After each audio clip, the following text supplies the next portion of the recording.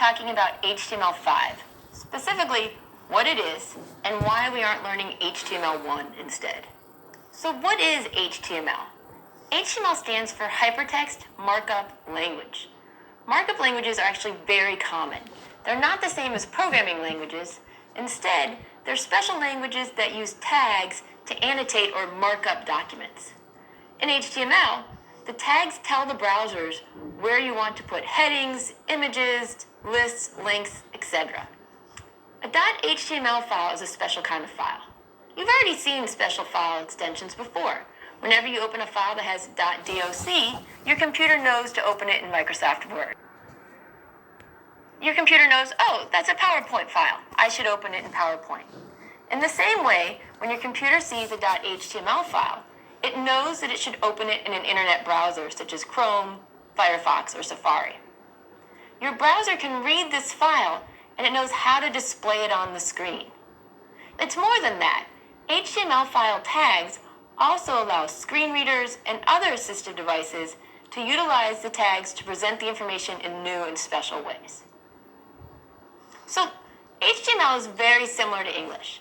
You can understand it even if you don't know much about it. Let's look at this example HTML file over here.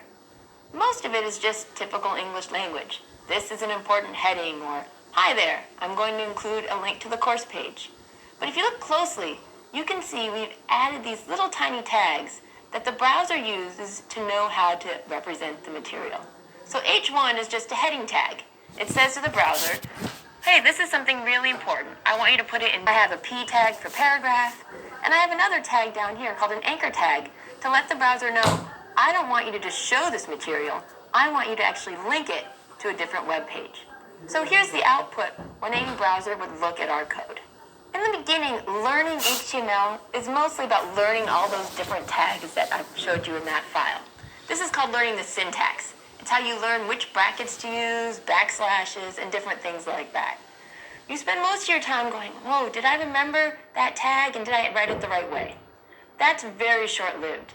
In just a little amount of time, you're going to gain the confidence to not worry about your syntax and instead to be thinking about the semantics or the meaning behind the tags. How important is this information that I'm trying to get across, and is this the right tag to be using? If someone's searching my page, can they find what they're looking for? Even if they can't see the text, can they use the tags to navigate through it? Well, let's talk about the early years. HTML was created in 1990 as a way to electronically connect different documents via hypertext, hence this idea of a web of connections. What was happening is that scientists were using the internet to list their different research papers. You would have a long list, each paper independent of the other. But HTML gave you ways that you could read a paper and right within the text link to another exciting physics paper. Because the audience for HTML tended to be people like my dad up there in the corner, they were nuclear physicists. They didn't care about things such as color, images, or anything that wasn't science related. And that was the key. HTML was intended to work across any platform. And in order to do this, you really had to avoid things such as special fonts or different colors, or anything that really was more about layout than content. However, in 1993, Mosaic emerged as the first graphical browser. And what that means is that it was the first browser to actually introduce the idea of images. And when that happened, there was a lot of debate among the research community as to whether or not this was a good thing. The pioneers really wanted to keep it simple, content-based, let everyone access it. But the innovators were saying no. People like pictures, they like layout, they like that even as much as they like the content. So there was a big battle between how the internet should evolve from that point. So after Mosaic emerged, the use of the internet just absolutely exploded, and more people were using it for commercial means instead of just for doing research. Mosaic had challengers though, in the form of Netscape, Internet Explorer, and other browsers. This was the start of what we call the browser wars. Each of these browsers decided that they wanted to create these proprietary tags that would only work on their browser. Some of the examples were Marquee, where you could have scrolling text, or Blink, which would only work on some of the browsers and not others. Other tags weren't proprietary, they actually worked on any browser, but they went against the original spirit of HTML. They were tags such as font, or center for centering your text, or background color.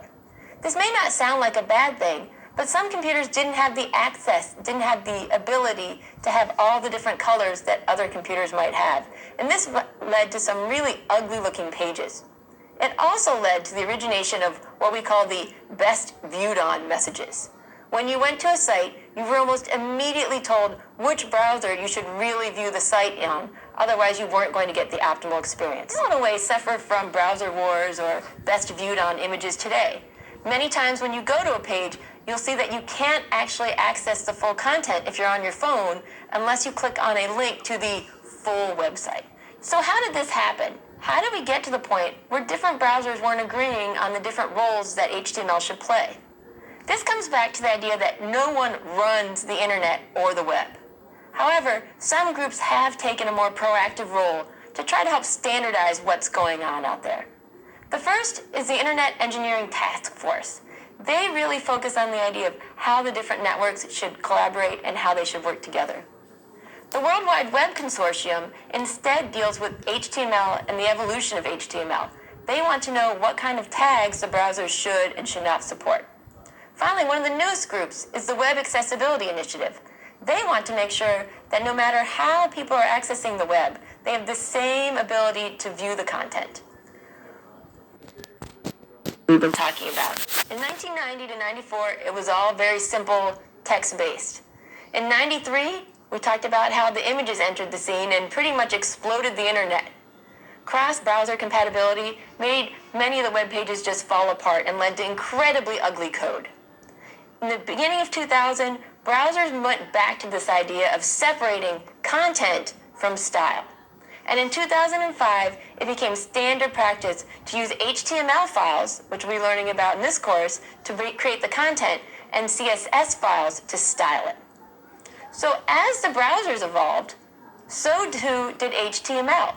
The way it tends to work in technology fields is that it's the coders and the developers who push the standards. So as coders learned that there were more and more things they wanted the ability to do, it's the browser's job to keep up. So where are we now? HTML5 is a cooperation between the W3C and the Web Hypertext Application Technology Working Group.